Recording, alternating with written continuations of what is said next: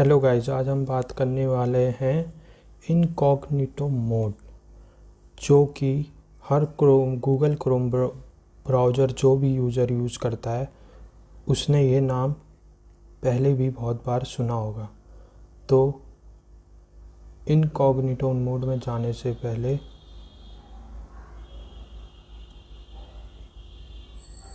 ये है incognito mode में हम आ गए। हम यहाँ कैसे आए? सिंपली हमें यहाँ जो राइट कॉर्नर में क्लोज बटन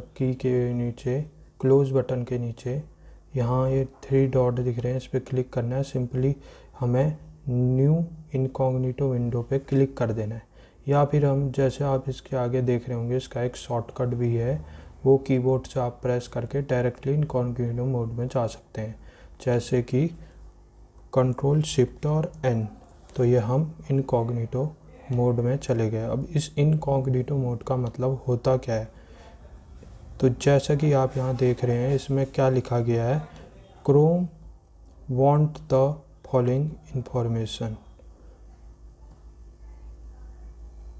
तो your browsing history, cookies and site information entered in form, website you visit, your employer और school, your internet service provider. तो ये सब चीज़ें इधर लिखी हैं, ये क्या हैं आइए देखते हैं। तो पहला है क्रोम, जो अगर आप इनकॉग्निटो मोड में हो तो क्रोम आपकी ब्राउजिंग हिस्ट्री सेव नहीं करता है और आपका कुकीज़ और साइट डेटा भी सेव नहीं करता, और आप जो भी किसी भी वेबसाइट में अपना फॉर्म का डेटा एंटर करते हैं वो भी सेव नहीं करता है क्रोम। लेकिन ये सब चीज़ें जिस वेबसाइट को आप विज़िट कर रहे हैं वो उसका जो भी एडमिन है वो उसको देख सकता है। और आप अगर किसी वाईफाई या किसी भी ऑफिस में अपने वाईफाई से कनेक्ट होकर कोई भी चीज़ें साइट में इनकॉग्निटो मोड में ही क्यों नहीं चला रहे हैं, तो वो भी स्कूल या आपके ऑफिस में वाले देख सकते हैं।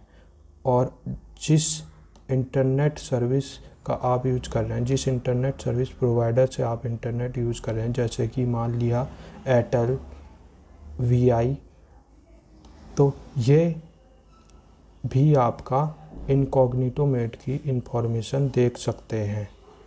तो सिर्फ इनकॉग्निटो मोड का ये फ़ायदा है कि अगर आपको ब्राउजिंग हिस्ट्री खुद से या आप किसी और के फ़ोन में कुछ सर्च कर रहे हैं जो आप चाहते हैं कि उसे ना दिखाई दे, तो आप उसके फ़ोन में इनकॉग्निटो मोड का इस्तेमाल करके किसी भी वेबसाइट को विज़िट कर सकते हैं या किसी भी फॉर्म को फिल कर सकते हैं, जैसे कि फेसबुक फॉर्म या फिर कोई भी जीमेल लॉगिन या फिर किसी भी कॉलेज का या कोई भी ऑफिशियल फॉर्म आप फिल कर सकते हैं।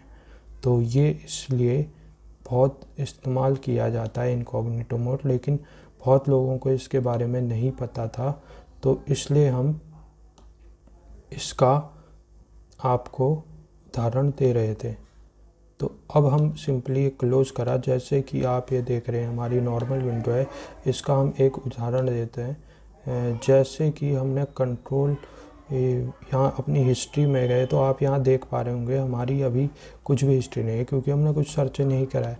तो अगर हम कुछ सर्च करते हैं, मान लीजिए बेस्ट प्रोडक्ट प्रोटीन पाउडर ही हमने सर्च कर लिया, मान लिया एक तरीके से, तो यहाँ देख रहे होंगे हमने ये सर्च करा, ब्राउज़ करा, कुछ भी हम इसमें वेबसाइट खोल लेते हैं कोई सी भी, तो इसका एक कैच डेटा और साइट का डेटा और इसकी हिस्ट्री क्रोम ब्राउज़र में सेव हो जाती है जिस भी डिवाइस में हम उसको यूज़ कर रहे हैं। तो अब यहाँ हम हिस्ट्री में जाएं तो आप यहाँ देख पा रहे होंगे कि यहाँ इसने हिस्ट्री सेव कर ली है कि हमने 5-8 PM पे बेस्ट प्रोटीन पाउडर गूगल में सर्च करा और उसके बाद एक वेबसाइट को विज़िट करा 59 पे। तो ये जैसे कि ये हिस्ट्री है। तो इनकॉग्निटो मोड में अगर हम जाके यही चीज़ सर्च करते हैं, सेम बेस्ट प्रोटीन पाउडर, तो आप देख रहे होंगे ये हमने वेबसाइट भी विज़िट कर ली कोई। तो जैसे कि हमने ये वेबसाइट पढ़ी, कुछ भी इंफॉर्मेशन यहाँ लिखी, तो उसके बाद हम क्लोज करके अगर हिस्ट्री देखेंगे अपनी, नहीं ये तो हमने सर्च करा, चलिए दूसरी चीज़ सर्च, हमने सर्च कर लिया टेक